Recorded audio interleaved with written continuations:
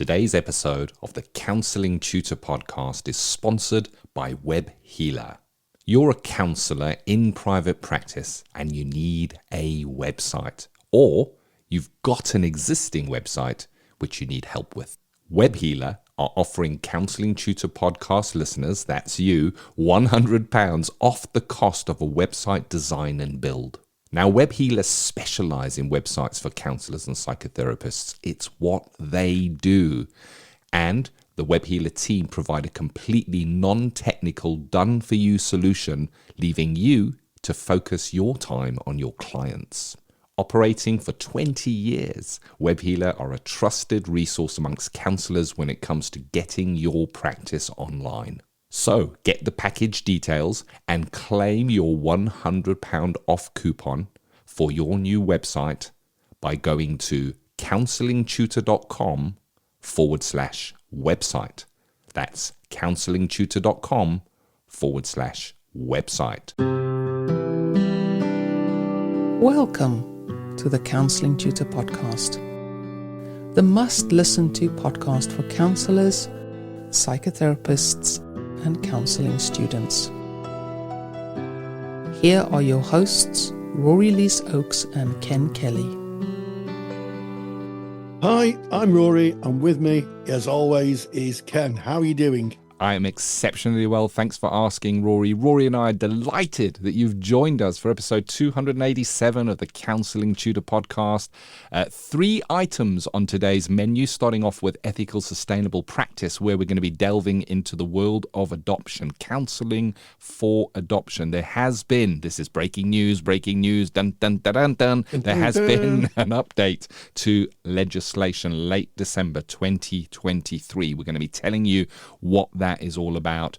But also today we're going to be looking at Practice Matters, and we have a really special interview with Julie Naylor, who is a long-term friend of Counselling Tutor, and we're going to be speaking about exploring the accreditation process. Julie is going through this process at the moment. She's going to be speaking from a position of actually being in this process. Lots to learn there. And then we're going to go into our last section for today, which is student services, where we're going to be speaking about joining a professional body from a student's perspective. And we're going to have a conversation around why you are asked to join an ethical body and what choices you have. What kind of a say do you as a student have in the choices of ethical body? But let's get started with ethical, sustainable practice, where we recognize that as practitioners, a lot of the learning happens post our formal training. You know, we go on, we do specialist training, or we do CPD, or we learn about running our practice or scaling our practice. And today, breaking news, Rory, about counselling for adoption. Fill us in. What's happening?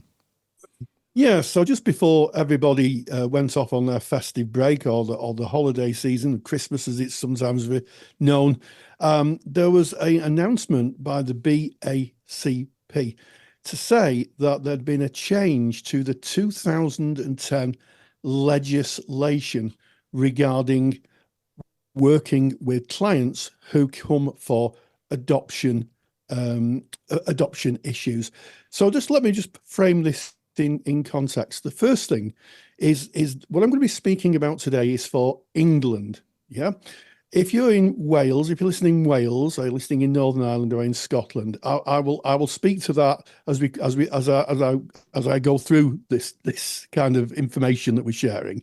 And if you're listening in the rest of the world, please hang on, because there's going to be information that's going to be useful if you are working with clients who are coming to you specifically for adoption.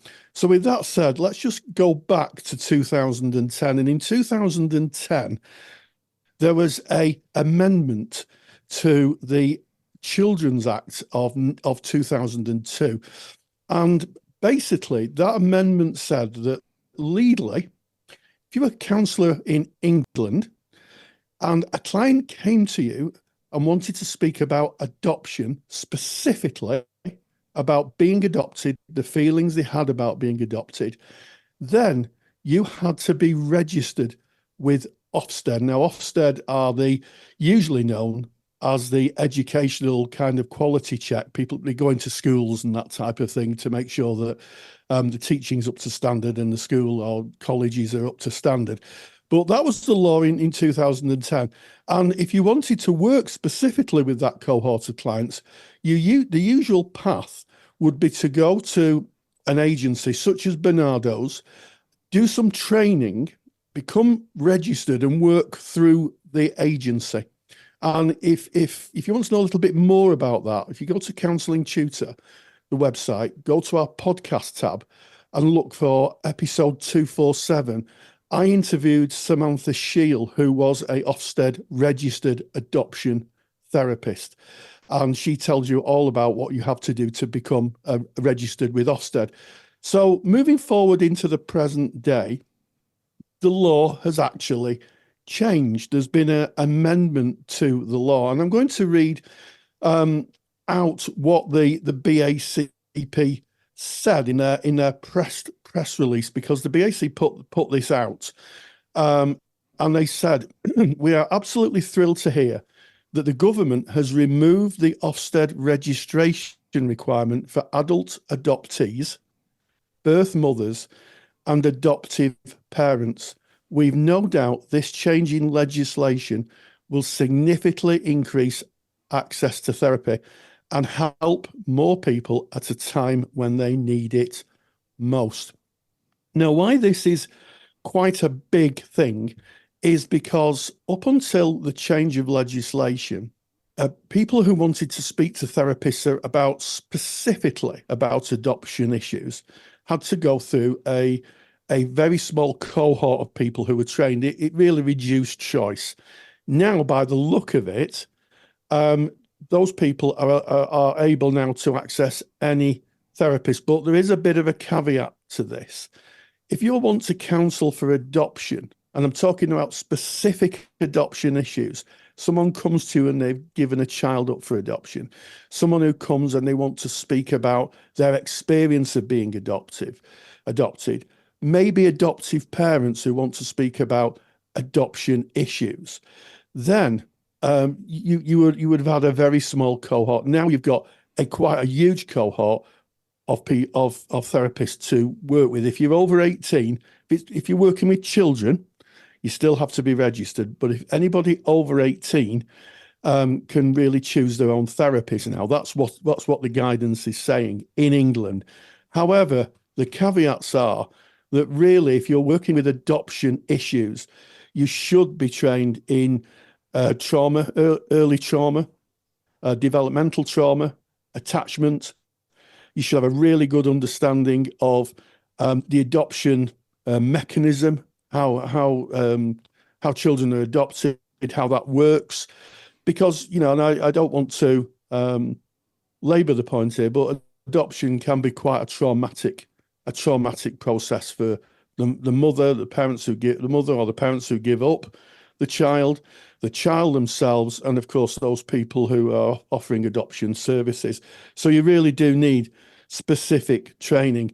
Now, this is the guidance for England. Now, if you're in Scotland, Wales, or Northern Ireland, usually what happens is that you provide those services as a adoption therapist via an agency. Although the BACP, I did notice today when I did some research, has offered guidance in Scotland saying you should really contact your local council. So my best advice is, or observation, because we're not, Ken and myself never say we're experts in these areas. It is quite an in-depth area, this, is to speak with your professional body. If you're thinking of working with someone who is an adoptee and wants to speak about adoption issues, then the best thing to do, I think, is to speak to your professional body, be that, the UKCP, BACP, and CPS, whichever professional body you're with, and get a view. Also speak with your insurance company. That's really, really important as well. But it does speak to the fact that this is a fairly welcome change in legislation, Ken, because it does allow clients to access a bigger cohort of therapists. And autonomy, as we know, is so important in counselling. Now, I just want to say a little bit about what happens if you're working with somebody who it comes to you, and then as you're working through the therapy, they talk about adoption-related issues. Well, the guidance says that you don't have to register if an adoption-related issue only emerges after counselling begins and is not the primary area of focus. So if you're working, the way I read that legislation, if you're working with a child under the age of 18 and they come to you, and then they may come to you because they have anxiety or they're depression or they've got, whatever issues that people present within counselling, they just want to kind of get a sense of the life. And then they disclose that they are adopted. Then you unless you're working specifically with the adoption issue, you don't have to stop and refer them on, because that was what had to happen legally in the past. If you were working with somebody and all of a sudden they said, "Oh, by the way, I'm adopted," then technically you had to refer them on. You had to stop and refer them on, which is never great for the client's journey. So I think that's useful. And what I'd say, please share this information. Now, we do have a handout. It's going to be a very comprehensive handout. And you can get that by going to Counselling Tutor, the website. Go to episode 287, and you'll find a handout there.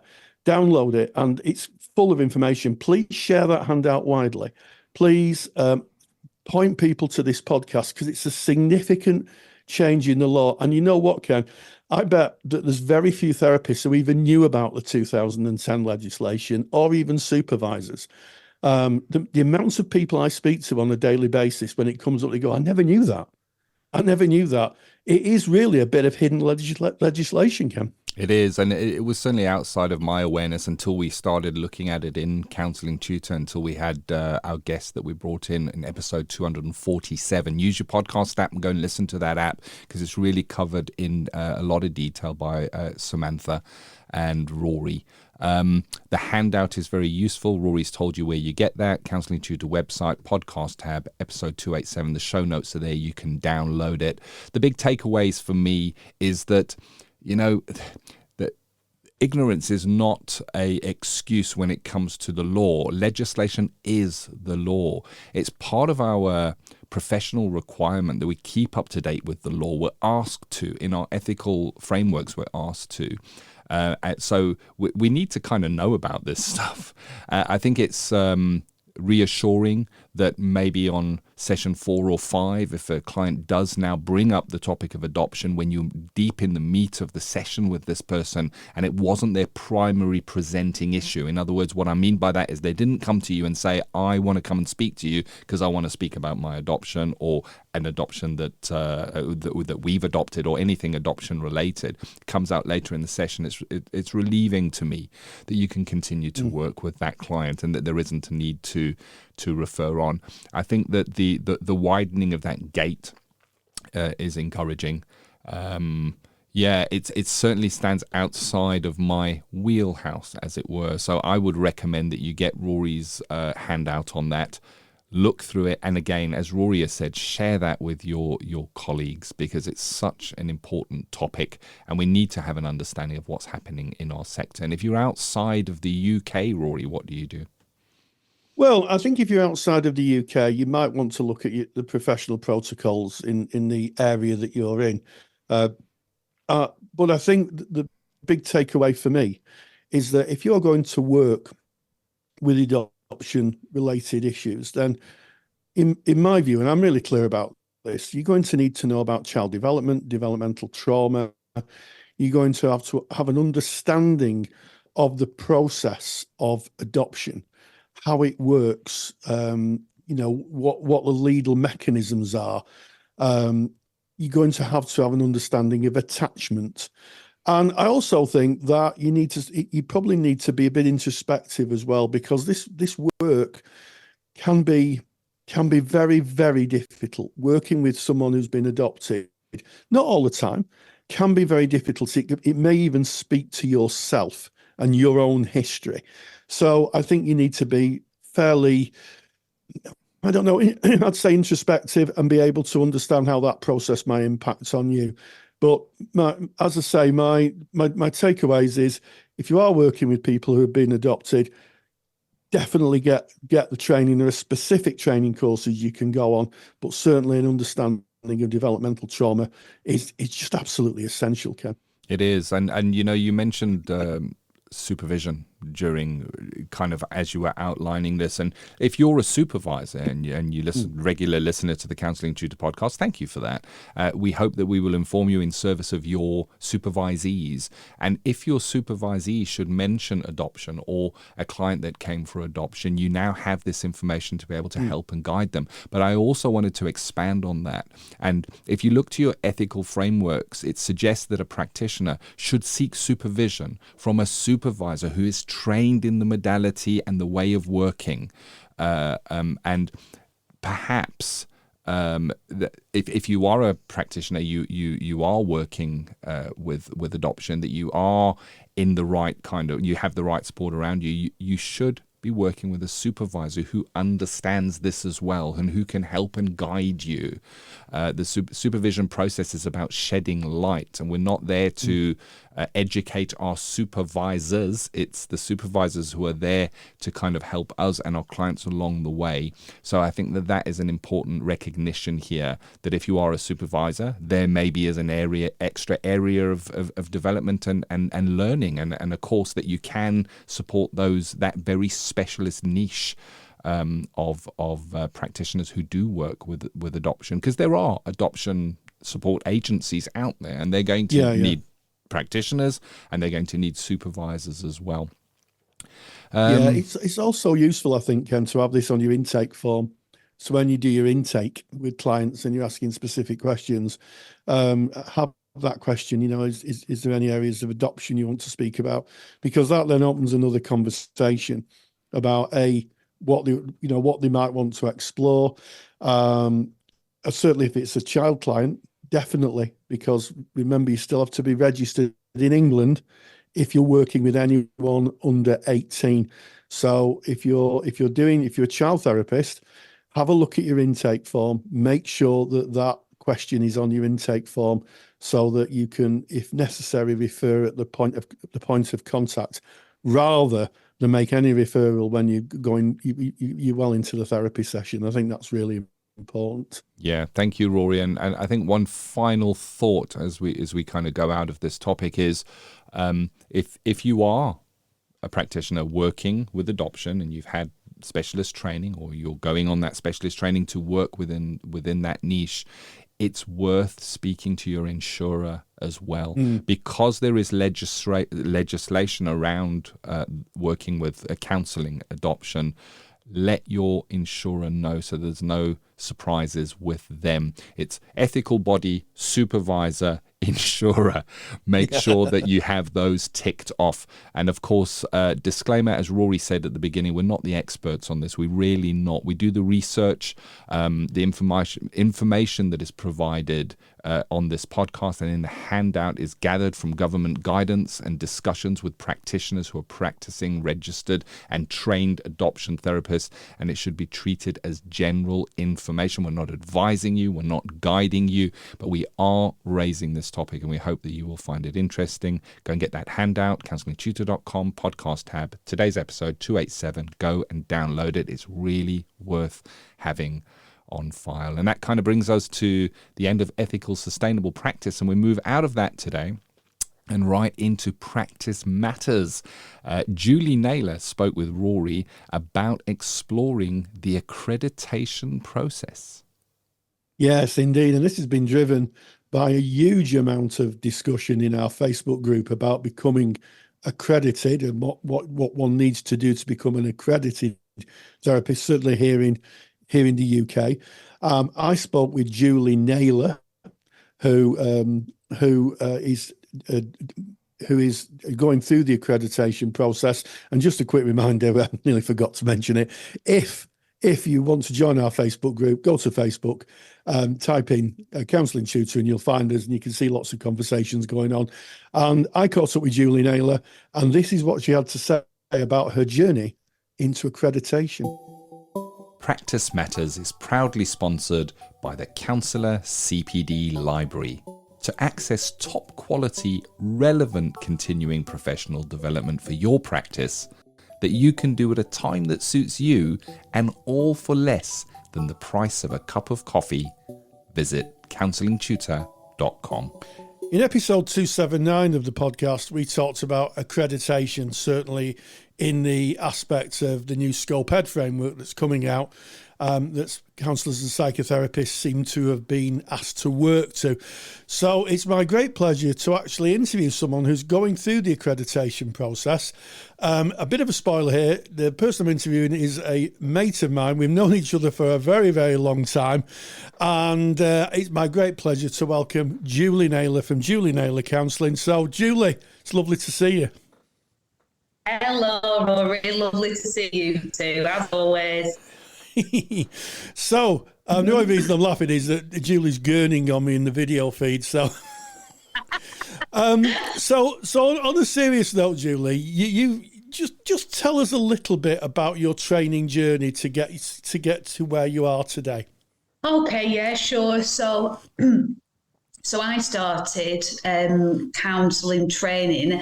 I spent some time, I don't know if you remember this, Rory, with some support from a friend, thinking about which route I should take into counselling. And I decided that I would go the diploma route because for me it was important to get that experiential kind of hands-on feel really to my counselling training. I wanted as much experience actually doing the work as I could get. So I started at level 2, did the year at level 2, then did a year at level 3, and then the 2 years of level 4 where I did my placement and worked with kind of real life clients, if you will. So yeah, that was my route into this field. Yeah, and I seem to remember, Julie, that the course you did, it was a level 4, but it was a BACP accredited course. So that made you hop over what's called the certificate of proficiency test. So you didn't have to do what a lot of practitioners have to do when they come to join, certainly the BACP. I think it's only the BACP that do this, and other ethical bodies are available. I think I should say that. And you have to do an external test to become a full member of the BACP, from moving to a student member to what they call MBACP, which is the full membership. And then on you've got, from what I could gather, a thriving private practice. Yeah. So I carried on, at my placement. I love my placement, so I worked for them for a little while. Then I've got a private practice now, Rory, which I absolutely love. I love my private practice work, and that's what I do now. Yes, and I guess that brings us on to the reason for this interview is that you recently decided to go for accreditation with the BACP. So I guess what people would be interested in is what prompted you to go for accreditation. Was it Scope Ed and the dreaded, columns, or was there another reason? What was your reason? Do you know, Rory, I think I'd be lying if I said that Scope Ed wasn't kind of at least in the background of my mind with the dreaded column. Absolutely. And I think for me as well, there's something around the kind of in counselling at the moment, kind of how qualified are you? Well, you need this, or are you qualified to this degree level, or to a master's level, or a PhD level, or whatever it might be, and whether that's just an internal thing for me. That the kind of level 4 diploma route seems to be, the kind of least qualified that you can be to be a therapist.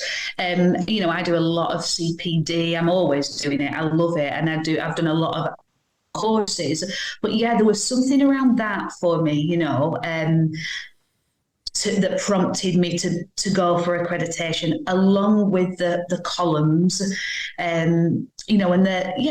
in all honesty, Rory, I'm going to be honest again, I can't be anything but not really knowing how that's going to pan out in the future, the columns and where I'll stand in that, and, what that might mean for me. In my private practice, I work with a whole host of people, and often there's a lot of trauma, and people come carrying trauma, as lots of us do. I just, that was something that was living for me. Like I wouldn't like to be in a position where I'd have to potentially stop working with certain people if I didn't fit in a certain column. Yeah. That was a thing for and me. I think that's the worry for everybody. Yeah. And before people start panicking, I think I'll just outline what the scope framework is. It's short for scope of education. It's been agreed by, I think it's 5 professional bodies, and off the top of my head, I think that's BACP, UKCP, NCPS, Association of Christian Counsellors. I think the Human Givens Institute may be in there, Institute of Psychoanalysis. So there are lots of professional bodies that oversee therapists and have their own terms of guidance, their own professional guidance. And in an unregulated world, because in UK counselling isn't a regulated profession, they've kind of taken the mantle of that, and they produced this agreement between the ethical bodies of what's called a scope of education, and you fall into 3 categories. Now, I have to say, at the time of recording this, which is November of 2023, it's not completely clear what those categories are going to be. And you've alluded to the fact that you might, if you're not accredited, you might not be able to work with certain clients. That was a worry for you. There's no evidence, I have to say, of that at the moment. You're, your reasoning, you're just giving us your reasoning. That's what you're thinking. But I have to say, as the host, there's no evidence that that's going to be the case. So that brings us on to, Julie, how did you find the accreditation process? What did you have to do? Yeah, and again, I'm glad you said that, Rory, actually, because I probably should have said that from the beginning. This is just me. That these are my thoughts, my feelings, my opinions, and and it's important that when I say how I found the accreditation process as well, that this is coming from me. It's not, other people will have completely different experiences of this process than I will. But I can only speak for myself and from myself, really. So how did I find the accreditation process? I found it a challenge, Rory. I found it really challenging. I found it challenging, and I also found it quite enlightening in different parts also. So, for me, being a private practitioner, sometimes I don't work for EAPs at the moment, but sometimes, there might be a time in the future where I need to, I don't know. So a lot or some of the EAPs, you require accreditation. So that was another driver for me, maybe that would be an insurance for me, if I need to use the EAPs. And so I set about the process of accreditation. And in all honesty, I found it challenging, not doing the work, but trying to decipher what they wanted me to do. What they were kind of asking of me. That's what I found a challenge, Rory. And I'll kind of be really honest again and say, I mean, you know me, Rory, that's the way my brain is sometimes. I do have a tendency to kind of not just accept something. Like, oh, but what about that? Does it mean this? Or maybe it might mean all these other things. I kind of go around the houses and, maybe overcomplicate things, overthink things, even though I don't like to kind of refer to myself as overdoing something. But yeah, that's my natural tendency. And just like you, having been a lecturer in the past, I know about marking schemes and kind of what people are looking for and which keywords to look at to make sure I'm hitting the criteria. But I found it a real challenge in the accreditation process, Rory, to do that, or to find those keywords, or to kind of ascertain what they wanted me to write about. And on that, in a similar vein, really, I can speak a lot and I can also write a lot. So I found it a real challenge to get what they needed in such a small word count. Because I've got a lot about counting, I'm passionate about it, I love it, So I found it a challenge to kind of put it into these succinct boxes when I wasn't even sure what the boxes were asking me to do or be. So that was really challenging. That was a challenging side of it. And the enlightening part of it was I really, really, really enjoyed the fact that I was able to get back right to the kind of nub of the work that we do. This is about my modality, how I work. And I think sometimes when we've done our initial training, definitely for me, kind of I veered off in lots of directions and done lots of different things. So to come right back and really hone in on those kind of core and key areas and philosophies of your practice was a really enlightening thing. It made me feel quite anchored into who I am as a practitioner and what I do. So yeah, it was a real mixed bag of emotions and challenges going through that process. It really was. Yeah, and I think what's really interesting about this is that to get into that column B, you have to buy it through accreditation. Now, there was talk that certain ethical bodies may look at other routes to get into column B. I'm not sure what that looks like, or even if that is going to be a thing. But there was discussion at the instigation of Scoped that there was going to be a different routes into the columns. Now, whether that still stands or whether it's purely going to be on an accreditation, who knows?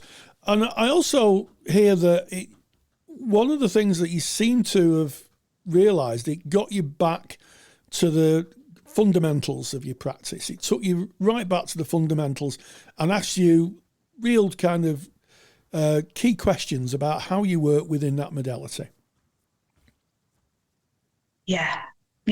And that was really important for me, Rory, because I remember, I'm sure I rang you at one point and I said, these things that we do in our practice, it's almost like second nature to us now. It's almost second nature to me, like I would kind of sit this way or speak this way or do these things and actually having to write about those things and actually recall them and share them. There's a case study part was really important because it really allowed me to reflect on and to sit with the power of it. Yes. and how meaningful it all is in it, in the little parts that make up the whole experience.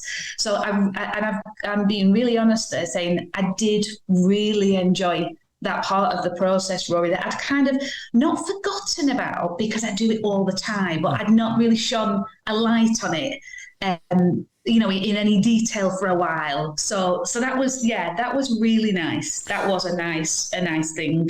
Yeah, and as I said, this is an interview about someone who's doing accreditation. It's not a pro or anti-accreditation. It's just the process. What was useful in terms of support doing this? There'll be a lot of people listening thinking, "Oh, that sounds a bit daunting." What support did you reach out for, and what was the most helpful? Well, without a shadow of a doubt, my supervisor. My supervisor is. I talked to my supervisor for quite a while before I was even, before Scoped was even a thing, actually, Rory. I was kind of saying, I've got to get this accreditation done at some point. But my supervisor has supported a lot of supervisees through the process. And so I had some extra sessions with her. And she was really great with me, actually, Rory. She knows what I'm like. She was always on the other end of an email or a phone, if I was kind of going, this is all too much. I'm tying myself in knots with this. So my supervisor, who has helped put other people through the process, was a huge support to me in it, definitely. Yeah. Did you reach out to the ethical body, the BACP, at all for any form of support, or use their helpline or anything to ask any questions, or go to any of their? I believe they have webinars, accreditation webinars from time to time. Did you use any of that to support you? I didn't, Rory. No, I didn't. I looked. They've got on their accreditation page, which I know it's paused now until February, but they've got some videos and some kind of examples of, so it'll give you the question and then it will say what we're doing here is we want you to talk about this, this, and this. And there's some little videos that accompany them. So I watched those and I went onto that page, to kind of try to decipher, exactly what was needed. Yeah.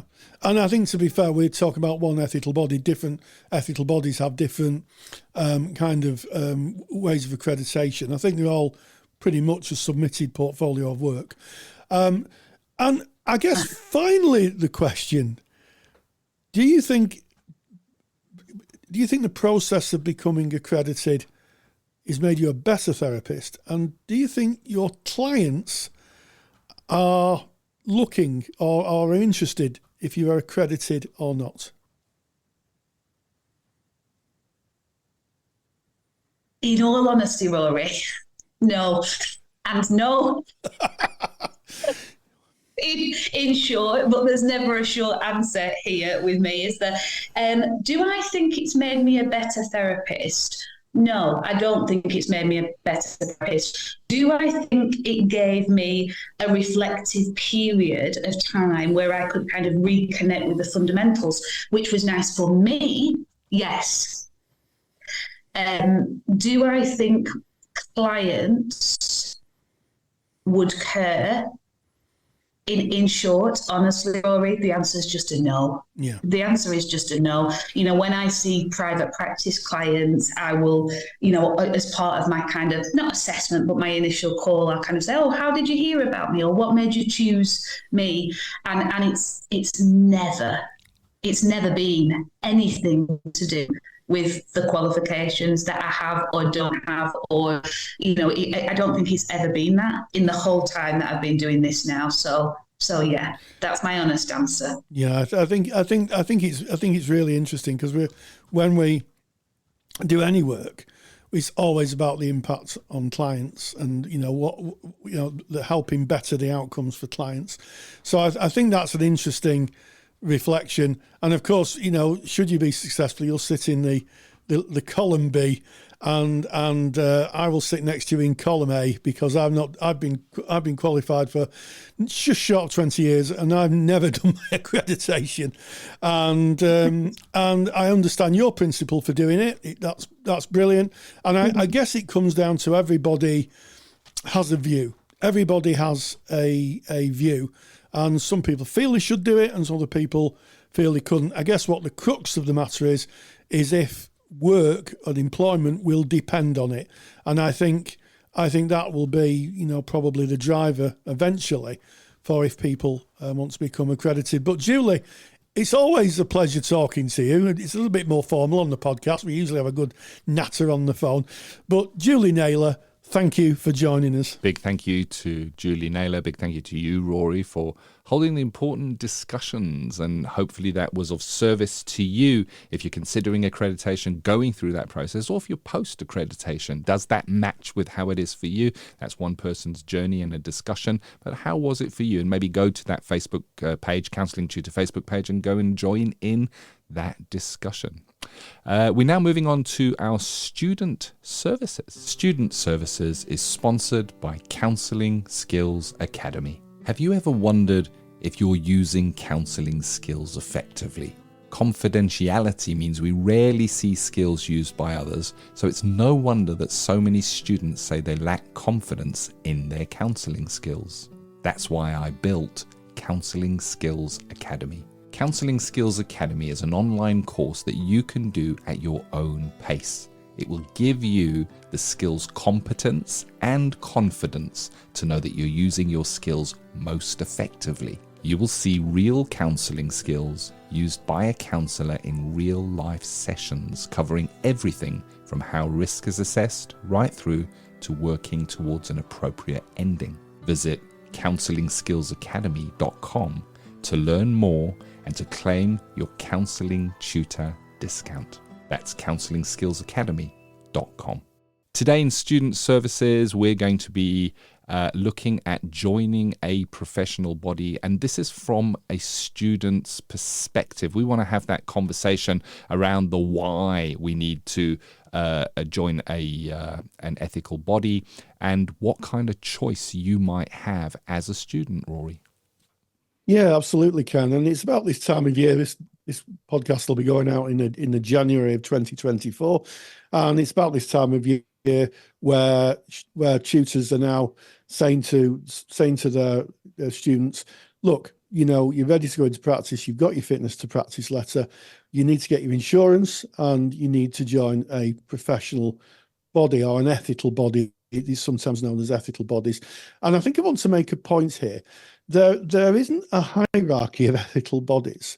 There is a bit of a hierarchy, and that is that all the ethical bodies, and I think there's about 8 of them, are part of what's called the Professional Standards Authority. So if you think of a triangle, and right at the top of that triangle is the Professional Standards Authority, which is a government organisation, and they hold a register of people who are therapists. So the idea is that when you join an ethical body, your name goes onto that register.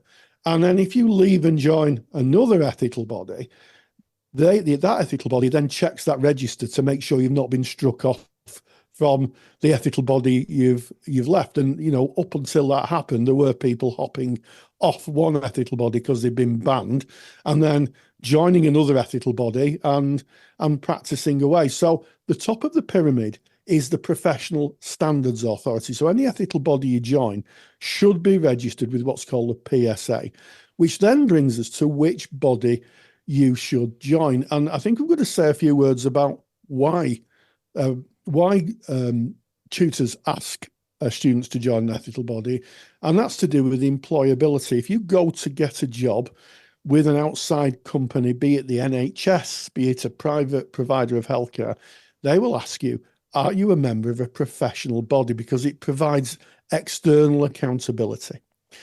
And the ethical bodies that most people can join, if you're doing a counselling course, if you're at college or you're doing in a private institution doing a counselling course, you can join the British Association of Counselling and Psychotherapy, which is very well known, or you can join the National Counselling and Psychotherapeutic Society, which again are becoming better known and a very popular choice.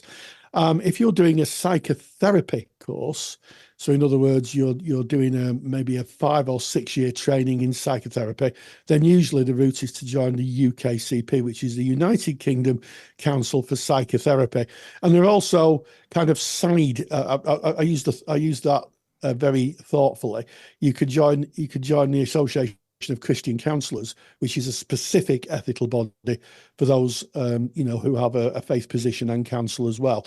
So think about which ethical body you want to join. The PSA, the top of the pyramid, is the important thing here. And I don't know about you, Ken, but if I was teaching again, I think I'd give my students a choice of which ethical body to join. I wouldn't dictate they'd had to join one or the other. I would say, part of a research project, find out which one you want to join and why. Yeah, very much so. We live in an age now of choice and information being freely available online. And I say this often, as a student going into placement, where you have a client in front of you for the first time, from the very second that you sit down in front of a client, a real client, you're in practice. You are in practice. And that practice is your practice. Even if you're working through an agency, a placement agency, it's still you in practice, your practice.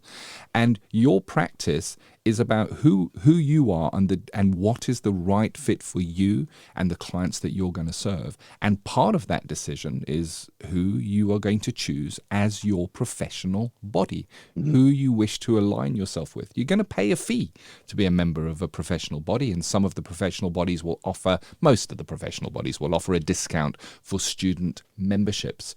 In the same way as we speak about going into a placement, one of the things that's most important is checking that it's the right placement for you, checking that they have the right support around you to support you during your placement journey. The same is true of your professional body or ethical body. You are entitled to find out what membership benefits they're going to offer you. You know, you're paying for this. How do they support you? What do they have on offer? Do they have documents and papers? Do they have any kind of training that you can key into? So have a look and familiarize yourself with what the different ethical bodies have to offer you. And there is sometimes a misconception, and we've spoken about this on the Counselling Tutor Podcast. We've had guests come in and speak about this on the Counselling Tutor Podcast. There is a misconception that if you are aligned with one particular ethical body, your chances of getting work are higher than if you were with a different ethical body. And that is a misconception. As Rory has pointed out, the ethical bodies fall under the PSA, the Professional Standards Authority. It is the Professional Standards Authority that oversees how and what happens. And as long as you are under the PSA, your ethical body is as valid no matter which one you choose. But the important part is check, if you're in the United Kingdom, that it is aligned with the PSA, because there are some interest or niche companies or organizations, I'm going to say, that will kind of take a certain sector and say, we specialize in this and we want to represent counsellors who practice in these areas. And they might just be an organization. They're not necessarily an ethical body. And to check if it's an ethical body, the question is, are they aligned with PSA, Professional Standards Authority? If they are, then your employment opportunities should be equal, no matter which PSA approved ethical or professional body you join for your counselling and psychotherapy. Now, to understand the PSA and how that kind of filters down to the different ethical bodies, it's the PSA that set certain standards that need to be adhered to. So I'm going to use this as an example of saying, what is the best style of counselling or modality of counselling? Is it person-centered? Is it CBT? You know, we could debate that day in and day out. But here's the thing. No matter what modality of counselling that you practice, you're going to adhere to a set of standards. You're going to hold confidentiality. You're going to work within legislation. So there are certain similarities that are going to span all of the modalities of counselling. And the same is true of the ethical bodies. If they're aligned with the PSA, it's the PSA that kind of set those minimum standards or the standards that we need to reach, and it doesn't matter which ethical body you are with. So the choice lies with you. And you mentioned, Rory, that why do students get asked to join a professional body? Well, very often the course provider, whether that be a university or if it's a CPCAB course or if it is a private service provider, the provider themselves will set a requirement that before you can become client-facing, you must be a member of an ethical body. And why? Because it is in protection of the clients at the end of the day. You know, an ethical body will suggest to you that you need to have a certain amount of supervision. Outside of that professional body, maybe you wouldn't go for that supervision, and therefore your own process wouldn't be overseen. So then how can you be in best service of the client? So at the end of the day, the ethical bodies are there to kind of help us with a framework that we follow and work within, be of best service to our clients. And it is the ethical bodies that will undertake research projects to understand what is considered best practice and how we can best serve. And in this very podcast, 287, that you're listening to right now, our very first topic, we started off by mentioning a recent update that came from an ethical body. Rory read it out. It was from the BACP, and it was the changes in working with those that are adopted, or the adoption process. So the ethical bodies do that research. They keep their ears to the ground, as it were. They look at what's happening at the very high levels, maybe in Parliament, and how the land is laid out, I guess, and where we're heading. Of the land. The lie of the land. I like that, Rory. So that's kind of the reason we keep ourselves ethical, and we keep ourselves in service by aligning with an ethical body. But the main point here is it's your choice. It should be your choice. And if it's not within your learning institution, inquire why. And it may well be a good reason. So, for example, if you are on a specific BACP accredited course, chances are they're going to say, hey, now is the time you join up the BACP. But you would have known that when you started that course. You would have been joining it knowing that. So there can be good reasons why they may not give a choice, and it would be a kind of one option. But if you're on a general course, ask the question if you feel that you should have a choice, and do the research and find out what's the best fit for you, Rory. Absolutely. And I think joining the community of practice is a really good thing anyway, because it can be quite an isolating occupation being a therapist. Even if you work for an organization, ultimately, it's you and the client, or you and your supervisor.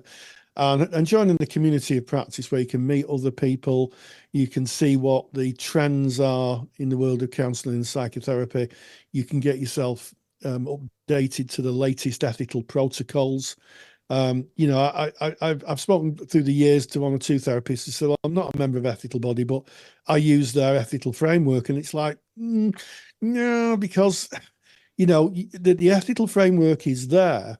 So a client, should they be unhappy with the service they receive, can point to an area of the ethical framework or make a complaint to the ethical body. The ethical body can look through the code of ethics or the code of conduct and say, well, actually, I don't think that therapist has adhered to that particular standard that we set out in ethical protocols. And then obviously the therapist is then called to account, and it gives accountability. And I think having that little Jiminy Cricket person on your shoulder, that little invisible voice that says, am I doing the right thing here? I think is useful. I think is really, really useful. But joining the community of practice, seeing the big world and the wider world of therapists working, the different areas they work in, Ken mentioned modalities, areas of the law, specialisms, I think is a really good thing if you're formulating your practice. If you're going through professional formulation, you eventually graduate, and then you're at the point, well, what am I going to do? Am I going to specialize? Am I going to be in general practice? We've become a grown-up profession over the years. We really have. And we stand with our colleagues in the medical profession, side by side, that they see us as fellow professionals. So I think joining an ethical body or professional body is a really good idea. But choice, as Ken said, choice is the thing. Which one fits for you the best? Which gives you the best value for money, the best service? Which one do you believe is going to help you develop your practice and get you where you need to be in service of your clients? 100%. And when you make your first visit to your supervisor, you find a new supervisor, one of the first questions they're going to ask is what ethical body you belong to. If you go for insurance for your practice insurance, one of the first questions they're going to ask you is, who is your ethical body? Which ethical framework do you align yourself with? If you go for a placement, the chances are really high that the placement interview may ask you what ethical body you are a member of. So it's a common question.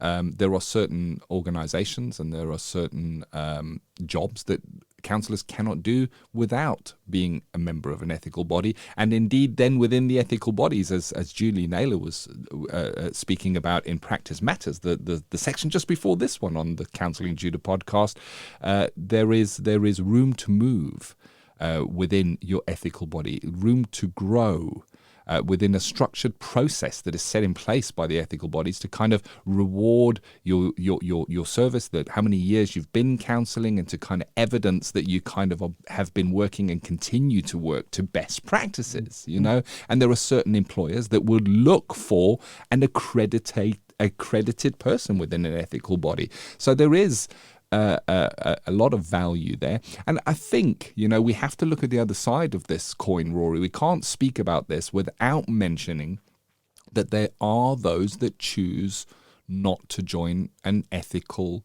body for choices that are their own. And this topic that we are discussing now is in no way standing in judgment of anybody's choice, whatever your choices may be. But we're having the talk. We're speaking to students at the moment as we speak about student services, and chances are you're going to come across this in your course. So hopefully this has been useful for you. So this is it. This is Counselling Tutor Podcast, episode 287.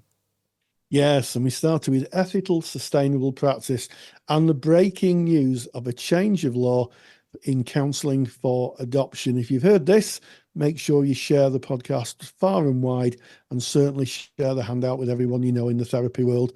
Speak to your supervisor about it, because as I said at the top of the podcast, it's a little known piece of legislation. Let's get it widely known and get it out there. We moved on then to interview Julie Naylor, going through the accreditation process in Practice Matters. She talks about what it takes and what you need to do to become accredited. And then finally, we ended up on student services, and kind of myself chewed the fat on joining a professional body and the choices that should be laid in front of students about which body they join and which body is a good fit. And before you close out today's episode, I've got a couple of quick favours to ask you, the listener. First, if you've enjoyed and benefited from our conversation today, please leave us a 5-star review on whichever platform you're tuning in from. It genuinely helps us reach more ears and grow our community. And secondly, if someone in your circle might benefit from our discussions, share this on your social media platforms. Share it far, share it wide. Word of mouth is so powerful, and we appreciate every share, tweet, or X as it is now, or post that brings new listeners into our community. And as always, stay grounded and stay safe. Take the stress out of your counselling studies and get the support of Rory and I by joining us in the Counselling Study Resource. See how Counselling Study Resource can help you. Visit counsellingtutor.com. That's counsellingtutor.com. Thank you for listening to the Counselling Tutor Podcast. Find the show notes for this episode by visiting counsellingtutor.com.